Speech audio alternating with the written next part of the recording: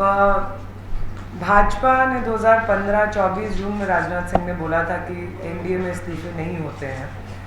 अभी उनका इस्तीफा हुआ है एक लंबे प्रदर्शन के बाद। उन्हें थोड़ी तकलीफ़ हो रही है, वो तकलीफ़ का इजहार कर रहे हैं। इसमें क्या दिक्कत की बात है?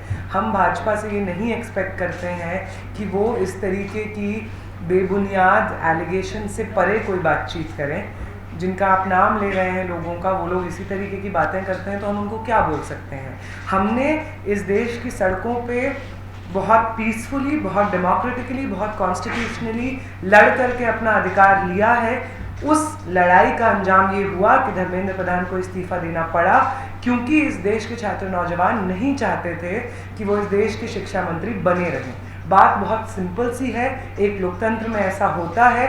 अगर एक लोकतंत्र में बार बार आप लोकतंत्र का नाम लेकर के सत्ता में काबिज रहते हैं तो उसी लोकतंत्र में इस्तीफे भी होते हैं, जन आंदोलन भी होते हैं। उन जन आंदोलनों के हाथों सत्ता में बैठे लोगों की शिकस्त भी होती है।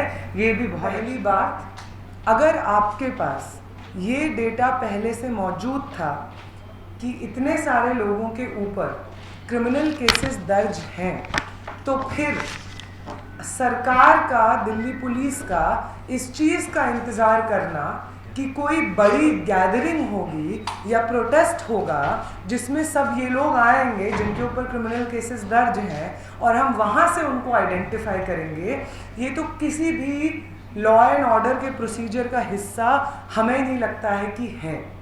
तो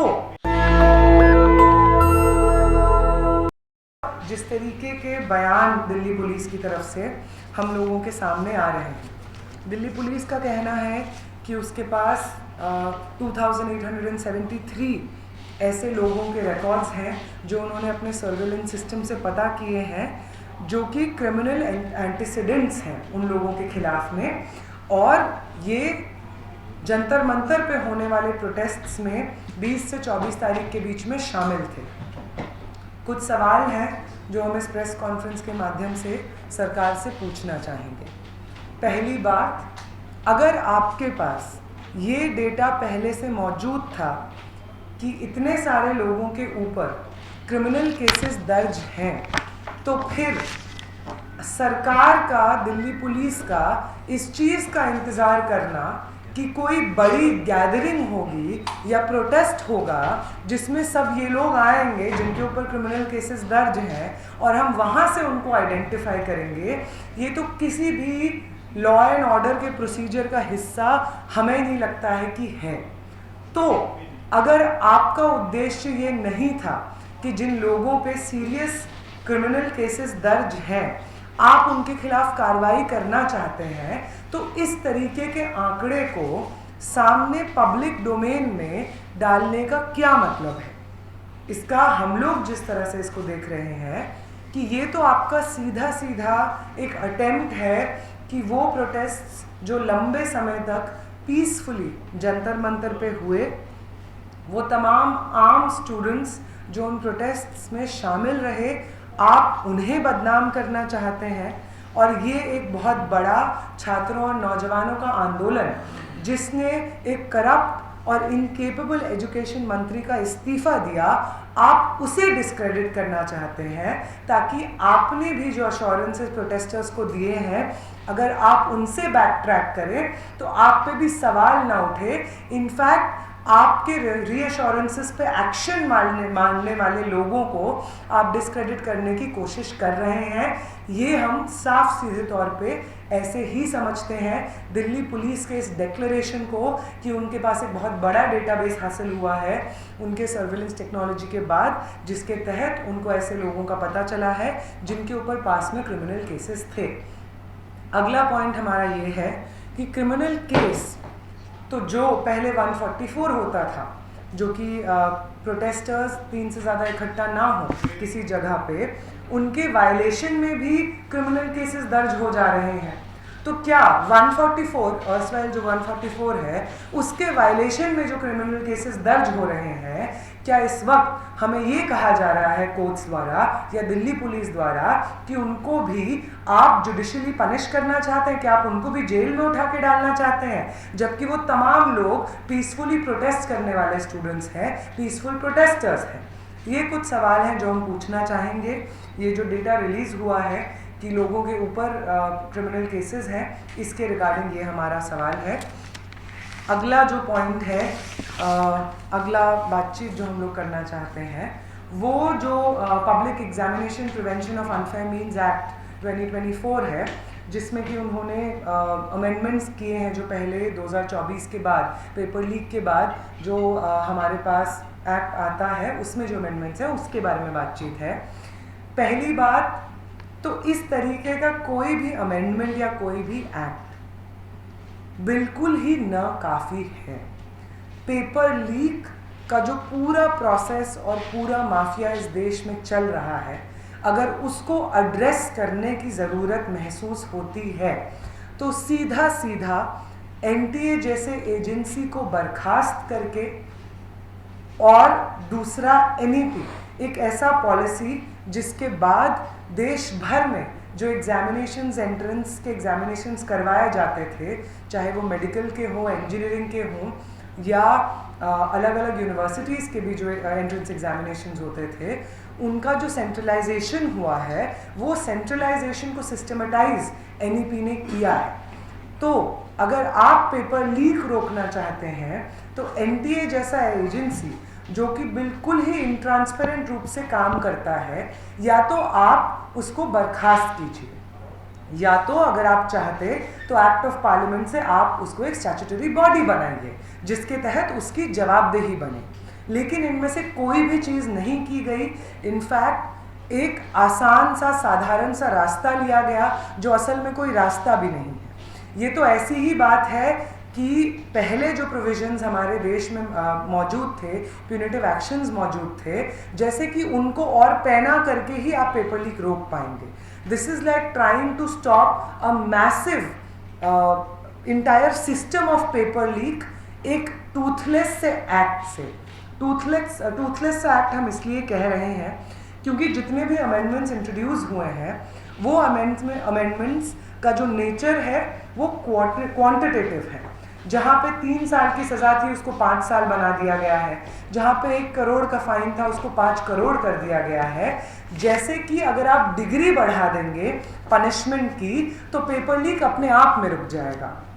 हम समझते हैं कि ये जो एक प्रयास है ये कुछ नहीं करते हुए बहुत कुछ करते हुए हम दिखें, इस तरीके की सरकार की एक कोशिश है जिससे ज़मीन पे पेपर लीक के पूरे तंत्र पे कोई असर नहीं पड़ने जा रहा है। अगला जो पॉइंट है जो इसमें हम देखते हैं कि जो स्टूडेंट्स हैं, जो विक्टिम्स हैं पेपर लीक के, पेपर लीक प्रूव करने का जो ओनस है इस एक्ट के माध्यम से वो उन विक्टिम्स पे डाला जा रहा है। और किसी भी तरीके का डिटेलिंग, किसी भी तरीके का रिड्रेसल जो है वो सिर्फ प्रोसीजरल बना दिया गया है, जो कि अगेन नाकाफी है। हम रिड्रेसल मैकेनिज्म का इलैबोरेशन नहीं चाहते हैं, हम साफ सीधे रूप से हाईएस्ट बॉडी का अकाउंटेबिलिटी चाहते हैं। हम देखते हैं कि इसी एक्ट में ये चीज़ जहाँ पे एक तरफ ये चीज़ लिखी हुई है कि मिनिस्ट्री और डिपार्टमेंट की जवाबदेही रहेगी अगर इस तमाम तरीके की चीज़ें होती हैं। लेकिन इसके साथ साथ ये भी मेंशन है कि अगर कोई ऑफेंस कमिट होता है बिना उनके नॉलेज के, जो कि मिनिस्टर हैं या जो हाई रैंकिंग ऑफिशियल हैं, तो उनको एग्जेम्पशन मिलता है किसी भी तरीके के एक्शन से। ये बिल्कुल भी गैर ज़रूरी है, ये बिल्कुल भी काफ़ी नहीं है। अगर पेपर लीक के इस पूरे सिस्टम को हमें डिसमेंटल करना है तो हाईएस्ट लेवल पे जो मिनिस्टर्स इंचार्ज हैं उनके ऊपर जवाबदेही आनी होगी, उनके खिलाफ एक्शन हो, इस चीज़ को प्रोविजंस में, एक्ट्स में शामिल होना होगा। ये बिल्कुल नहीं हो सकता है कि बार बार पेपर लीक के खिलाफ आप एनटीए का सारा स्टाफ बर्खास्त कर दीजिए लेकिन एनटीए अपनी जगह पे रहेगा। आप ऐसा नहीं कर सकते हैं कि CBSE के चेयरमैन को आप हटा दीजिए लेकिन एजुकेशन मिनिस्टर अपनी जगह पे रहेगा। इसलिए हमारा यही समझदारी है कि इस एक्ट के माध्यम से एक तरह से अकाउंटेबिलिटी एस्केप भी करने की कोशिश की जा रही है उन हाई रैंकिंग ऑफिशियल्स की जिनकी कायदे से आखिरी जो व्यक्ति हैं जिनके ऊपर जिम्मेदारी आती है पेपर लीक के इस पूरे प्रोसेस को एड्रेस करने की, इसको रोकने की। इसके साथ साथ जो अगला पॉइंट है टास्क फोर्स को लेकर के, जो एक स्पेशल टास्क फोर्स बनाई गई है इन तमाम चीज़ों को एड्रेस करने के लिए। पहली बात तो ये जो टास्क फोर्स का पूरा आइडिया है, ये आइडिया ही बहुत ही कॉम्प्लिकेटेड और पूरे प्रोसेस को इनट्रांसपेरेंट बनाने का एक अटेम्प्ट हमें मालूम होता है। इस टास्क फोर्स में जो लोग इन्वॉल्व हैं वो लोग का दूर दूर तक एजुकेशन से कोई मामला कोई लिंक ही नहीं है, ना उनका कोई एक्सपीरियंस रहा है काम करने का। पूरी तरीके से इसको एक ब्यूरोक्रेटिक एक्सरसाइज बना दी गई है जिसके माध्यम से एक टास्क फोर्स काम करेगी जिसमें सरकार की मर्जी के हिसाब से भर्ती होगी लोगों की, और फिर से वही प्रोसीजर होगा कि वो टास्क फोर्स जिसका काम होना चाहिए पेपर लीक को रोकना, उसके खिलाफ एक्शन लेना, वो टास्क फोर्स फिर से वही काम करेगी कि जो मंत्री अकाउंटेबल है उनको बचाया जाएगा। यही हमारी इस पे समझदारी है। इसके साथ साथ जो लोग इन्वॉल्व भी हैं, इनफैक्ट चाहे वो अनीता करवाल हों जो कि secretary department of school education के हों, या नीलकानी हों जिनको इस पूरे प्रोसेस में इन्वॉल्व किया जा रहा है, ये वही लोग हैं जिनका पहले जो रिकॉर्ड है वो इन ट्रांसपेरेंसी का रिकॉर्ड है। इनफैक्ट पेपर लीक के मामले में इन लोगों का इन्वॉल्वमेंट हमें आश्वस्त नहीं करता है कि इस पूरे पेपर लीक के सिस्टम को एड्रेस किया जाएगा या पेपर लीक को बहुत सीरियसली सुना जाएगा, सरकार उसको सीरियसली टेकअप करेगी और अकाउंटेबिलिटी हाईएस्ट लेवल पे होल्ड की जाएगी। इन लोगों के इन्वॉल्वमेंट से इनफैक्ट हमें लगता है कि वही पूरा प्रोसीजर दोहराया जा रहा है कि जो लोग पहले करप्शन में इन्वॉल्व रहे हैं, जो लोग पहले इन तमाम मामलों में संलिप्त पाए गए हैं, उन्हीं लोगों को वापस आप टास्क फोर्स में भी इंक्लूड कर रहे हैं, और पेपर लीक के मामलों को एड्रेस करने का जो गैर ज़रूरी प्रोसेस आपने प्रोसीजरल जो प्रोसेस है उसको बढ़ा दिया है उसमें आप इंक्लूड कर रहे हैं। ये कुछ चीज़ें थी जो हम लोगों को जो बिल है इनके बारे में कहने थी। बाकी अभिज्ञान आगे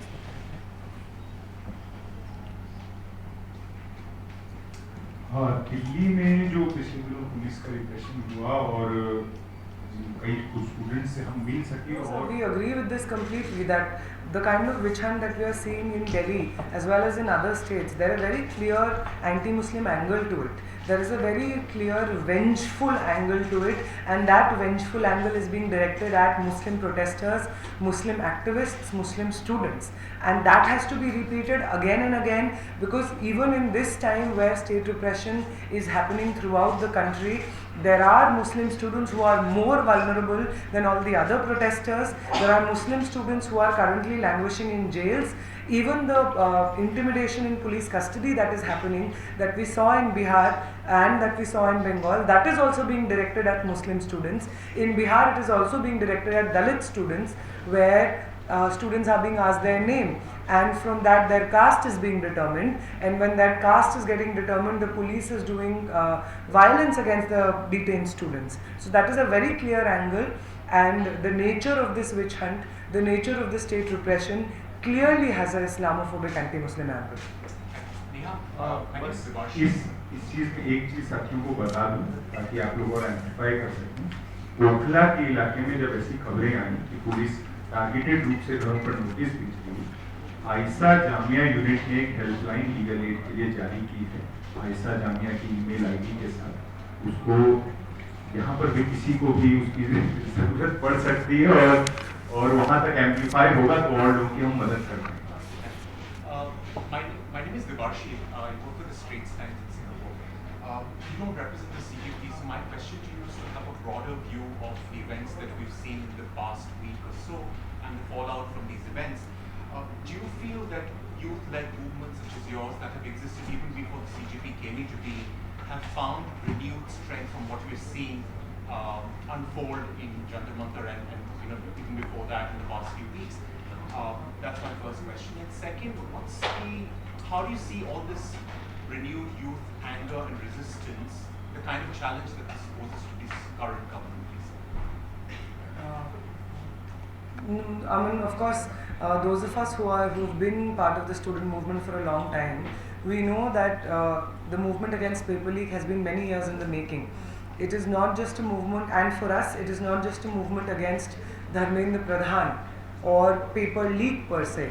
When you talk about paper leak, you have to inevitably talk about the NTA, you have to inevitably talk about the NEP, you have to inevitably talk about the fact that time and again, the people who have been linked or whose names have cropped up in investigations against paper leak, they are associated with the ruling parties in power. They are associated with the Bharatiya Janata Yuva Morcha, they are associated with the RSS, they are associated with in different states with the state governments, and they get impunity from these state governments, especially in states like Jharkhand, Bihar, in states like Rajasthan, in states like Gujarat. There is an entire mechanism which is at place, there is an entire system which is at place, and this system of paper leak, for the system of paper leak, the NTA acts as a front.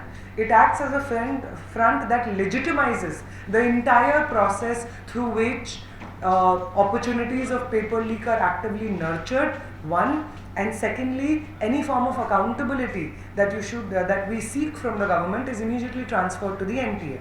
And at the same time, the coming in of the NEP, we know that throughout this country there was an increased resistance against the centralization of exams.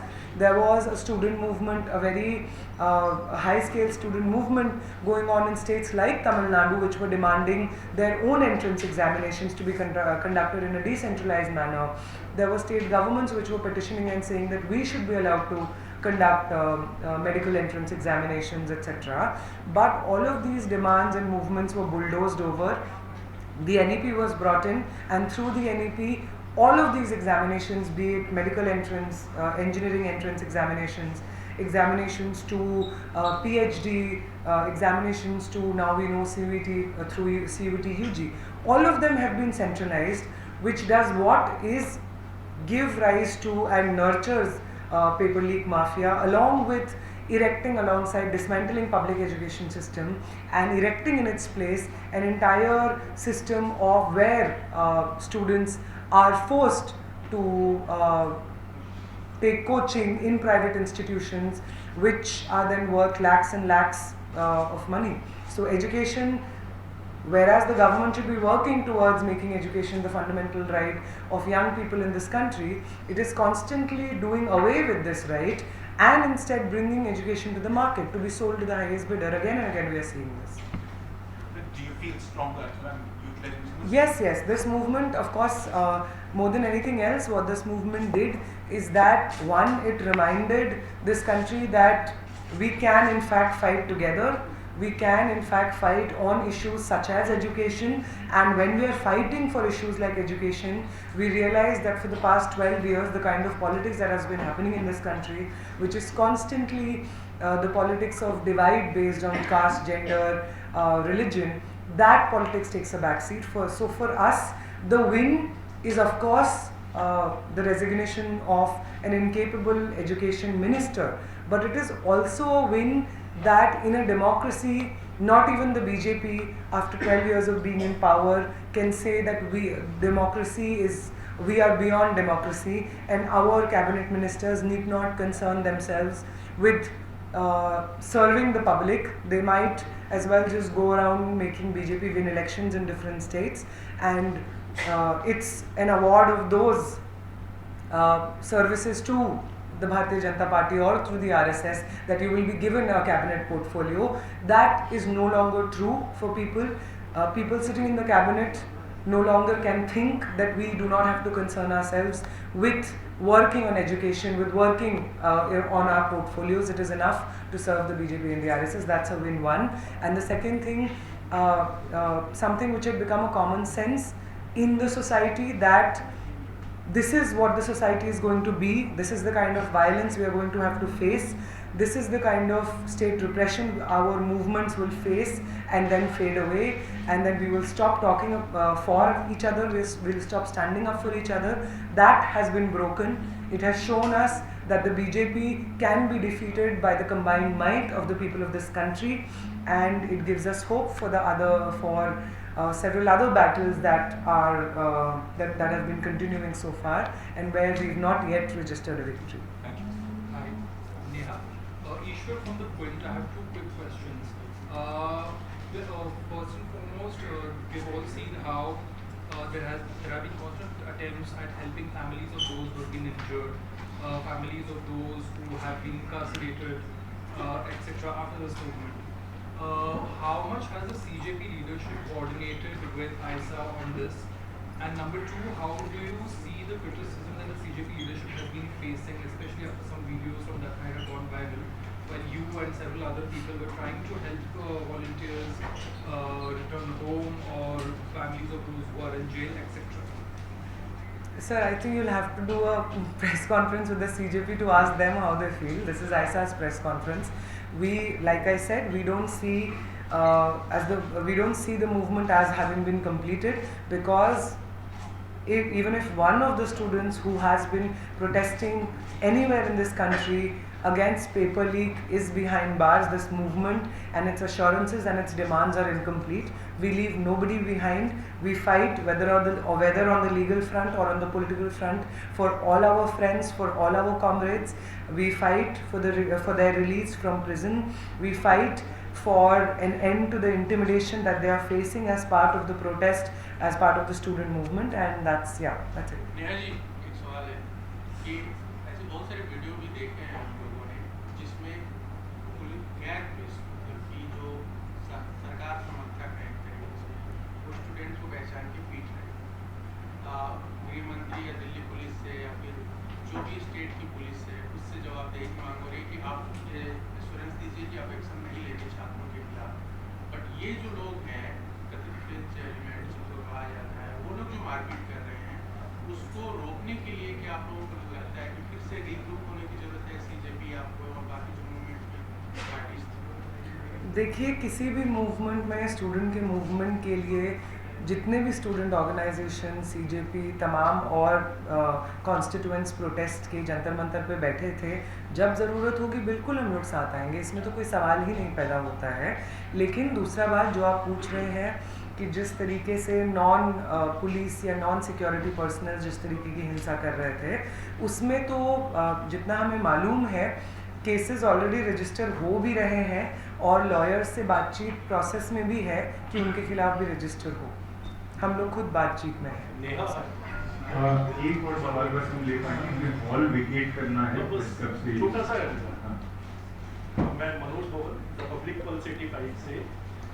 मुझे आपसे ये पूछना है, BJP के जो नेता है वो अभी भी अपनी बयानबाजी से बाज नहीं आ रहे हैं। सुबह ही कंगना रनौत ने बयान दिया है कि जैसा इनका नाम है कॉकरोचेस, ये व्यवहार भी वैसा ही करते हैं, ये गंदगी ही मचाते हैं और देशद्रोही नाम से दोबारा से संबोधित किया जा रहा है। तो इस पर आप क्या कहना चाहिए? जेंजी को गटर छाप का है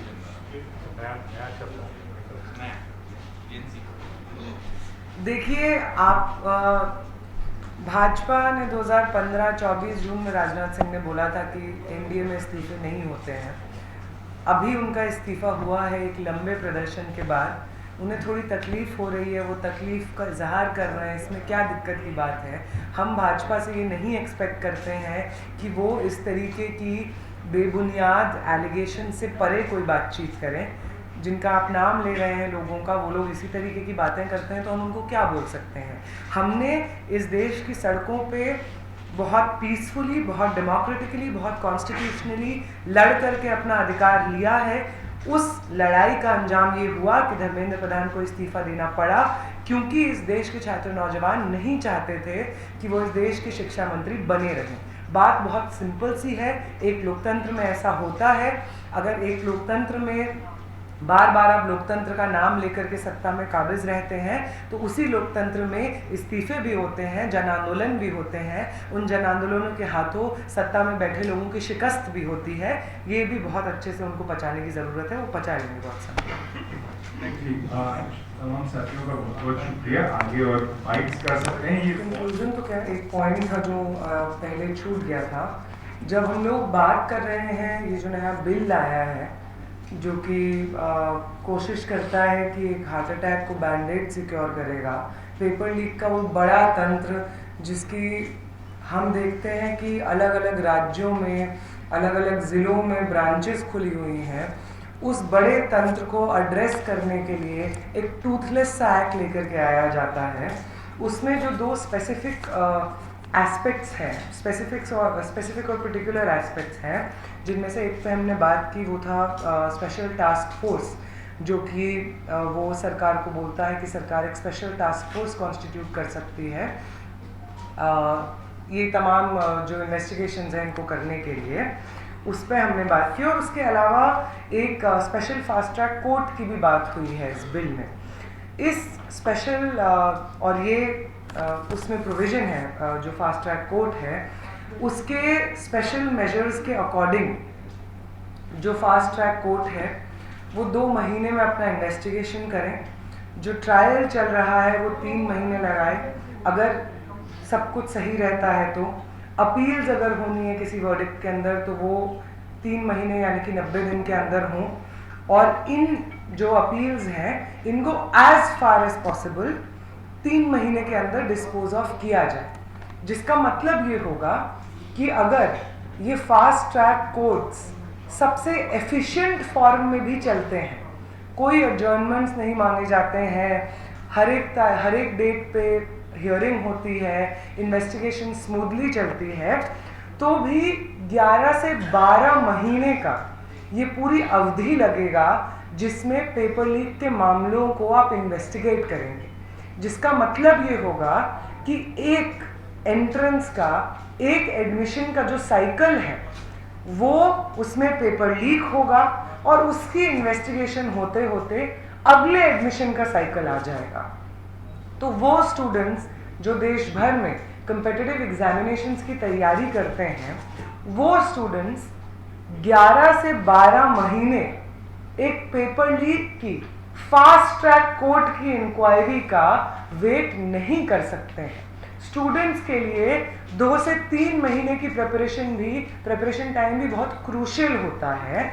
तो जो ये बिल आया है ये अपने तमाम प्रोविजंस से पेपर लीक को एड्रेस करने का जो एक बड़ा दिखावा कर रहा है एक बड़े बिल के रूप में, वो पूरी तरीके से टूथलेस है, पूरी तरीके से बेबुनियाद है, और पेपर लीक को एड्रेस करने का उसमें जो इन स्पिरिट उसको पेपर लीक को एड्रेस करने के लिए जो प्रोविजंस लाने चाहिए थे, और उसके साथ साथ पेपर लीक की जड़ को समझते हुए, चाहे वो सेंट्रलाइजेशन हो या कंप्यूटर बेस्ड टेस्ट्स हो या NEP जिसके माध्यम से सारे एग्जामिनेशंस को केंद्रीयकरण होता है, और उसके साथ साथ NTA ऐसा एजेंसी जिसका पूरा स्टाफ बदला जा चुका है, बस NTA को ही नहीं बदला गया है। ये तमाम चीज़ें हमें समझाती है कि ये जो बिल प्रपोज किया जा रहा है, ये बिल पेपर लीक को एड्रेस करना तो दूर की बात है, पेपर लीक में जो उच्च स्तर के अधिकारी रिस्पॉन्सिबल होते हैं, जिनके ऑर्डर्स से ये पूरा सिस्टम काम करता है, जो इस पूरे सिस्टम पे प्रिजाइड करते हैं, उनको बचाने का एक तरीका इस बिल में हमको देखने को मिलता है। तो इस बिल को हम लोग रिजेक्ट करते हैं, और उसके साथ साथ जो तमाम डिमांड्स कॉमरेड अंजलि, कॉमरेड अभिज्ञान ने यहाँ पे रखी, उसी को रिइटरेट करेंगे कि अलग अलग जगहों पे जिस तरीके से स्टूडेंट्स का विच हंट चल रहा है, ये एक टारगेटेड विच हंट है, चाहे वो बंगाल में क्यों ना हो। बंगाल में स्पेसिफिकली ये बार बार बात आ रही है बंगाल पुलिस की तरफ से, सरकार की तरफ से, कि मिसक्रिएंट्स के ऊपर हम एक्शन ले रहे हैं, लेकिन ज़मीन पे जब हम देखते हैं तो हमें समझ में आता है कि ये किसी मिसक्रिएंट के ऊपर अटैक नहीं हो रहा है, टारगेटेड विच हंट हो रहा है स्टूडेंट्स का, मुस्लिम स्टूडेंट एक्टिविस्ट्स का स्पेसिफिकली। बिहार में भी जब हम जाते हैं, कायदे से तो बिहार सरकार की तरफ से एक नोटिफिकेशन आया है, लेकिन उस नोटिफिकेशन की सच्चाई और ग्राउंड पे जो अरेस्ट्स हुए हैं उसका पॉलिटिकल टारगेटिंग का सच्चाई जब हम लोग ये पता करते हैं कि कौन लोग अरेस्टेड हैं तो हमारे सबके सामने वो क्लियरली आ जाता है। तो ये अश्योरेंसेस जो अलग अलग राज्यों में सरकार की तरफ से निकल रही हैं, उन अश्योरेंसेस पे काम हो। कोई भी अश्योरेंस बिना एक्शन के हम एक्सेप्ट नहीं करेंगे। जब तक एक्शन हमको नहीं दिखता है और अलग अलग जेलों से स्टूडेंट्स रिलीज नहीं होते हैं, तब तक ये एजिटेशन और स्टूडेंट्स को मोबिलाइज करने का प्रोसेस, ये स्टूडेंट मूवमेंट जिसमें पेपर लीक तो एक बहुत अहम मुद्दा था, धर्मेंद्र प्रधान का इस्तीफा एक बहुत अहम मुद्दा था, लेकिन वो तमाम लोग जिनको जेलों में बंद किया गया, उनके ऊपर केसेस दर्ज किए गए, उनके ऊपर केसेस वापस हो, उनको रिलीज हो, ये भी एक ऑनगोइंग हमारे मूवमेंट का हिस्सा है। इसको हम बार बार रीइटरेट करेंगे। और उसके साथ साथ जिस तरीके की हिंसा स्पेसिफिकली दिल्ली में हम लोगों ने 20 तारीख को देखी, उस हिंसा के ऊपर जो इंक्वायरी है वो इंक्वायरी लो लेवल ऑफिशियल्स पे हो और वो इंक्वायरी खत्म हो जाए, ये बिल्कुल भी मंजूर नहीं है। सीधे सीधे अमित शाह इसकी जिम्मेदारी लें, कमिश्नर ऑफ पुलिस इसकी जिम्मेदारी लें और जो तमाम हिंसा हुई है उस पर एक सख्त और थरो इंक्वायरी हो और अविलंब उस पर कार्रवाई हो और जवाबदेही तय हो हाई रैंकिंग ऑफिशियल्स की। ये सब हमारी डिमांड्स हैं जिसको हम रीइटरेट कर रहे हैं और इसके साथ हम लोग इसको ख़त्म करेंगे। साथियों के जो सवाल हैं वो आप प्लीज़। नेशनल दस्तक की आपसे गुजारिश है कि अगर इसको बचाना चाहते हैं तो नेशनल दस्तक को सब्सक्राइब करने के लिए रेड कलर के सब्सक्राइब बटन को दबाएं, फिर बेल आइकन की घंटी दबाएं। नेशनल दस्तक को बचाने के लिए बहुत जरूरी है कि हर खबर को शेयर करें, लाइक करें, कमेंट जरूर करें।